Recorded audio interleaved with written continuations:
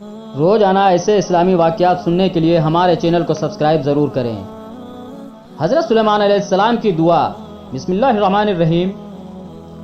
دوستوں، حضرت سلیمان علیہ السلام نے دعا مانگی کہ اے میرے پروردگار، میری مغفرت فرما اور مجھے ایسی بادشاہت عطا کر جو میرے بعد کسی کو بھی میسر نہ ہو، بے شک تو بڑا عطا فرمانے والا ہے۔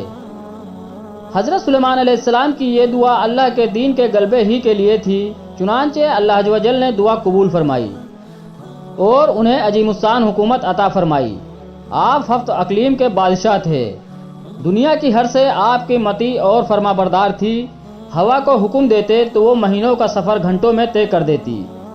چرند پرند ہر حکم کی تابعداری کے لیے حاضر ہوتے۔ سرکس جنات ہر وقت ہاتھ باندھے احکامات کی بجا آوری کے لیے تیار رہتے اور شیاطین جنجیروں میں جکڑے رہتے۔ سورۃ الانبیاء میں ارشاد ہے، اور ہم نے تیز ہوا سلیمان کے تابع کر دی جو ان کے حکم سے اس ملک میں چلتی تھی جس میں ہم نے برکت دی تھی، یعنی ملک شام، اور ہم ہر چیز سے باخبر ہیں۔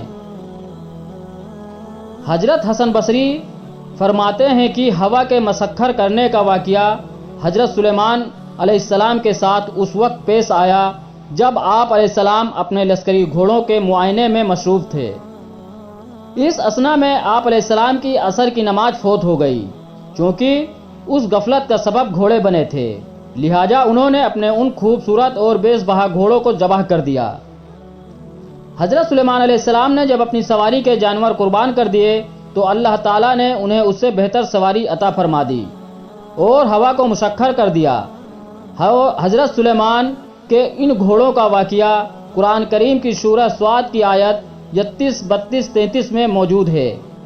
ارشاد باری ہے، اور ہم نے سلیمان کے لیے ہوا کو مسخر کر دیا کہ صبح کی منزل مہینے بھر کی ہوتی تھی اور شام کی منزل بھی، یعنی حضرت سلیمان میں آیان سلطنت اور لشکر تخت پر بیٹھ جاتے اور جدھر آپ علیہ السلام کا حکم ہوتا ہوائیں اسے اتنی رفتار سے لے جاتی کہ ایک مہینے جتنی مسافت صبح سے دوپہر تک کی ایک منزل میں طے ہو جاتی، اور پھر اسی طرح ایک مہینے کی مسافت دوپہر سے رات تک میں، یعنی اس طرح ایک دن میں 2 مہینوں کی مسافت طے ہوتی۔ ابن ابی حاتم نے حضرت سعید بن جبیر سے نقل کیا ہے کہ تخت سلیمانی پر 6 لاکھ کرسیاں رکھی جاتی تھیں جن پر حضرت سلیمان علیہ السلام کے ساتھ اہل ایمان انسان اور ان کے پیچھے اہل ایمان جنات بیٹھتے۔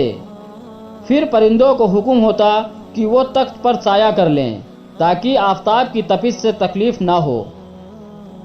ہوا اس عظیم الشان تخت کو اٹھا کر جہاں کا حکم ہوتا وہاں پہنچا دیتی۔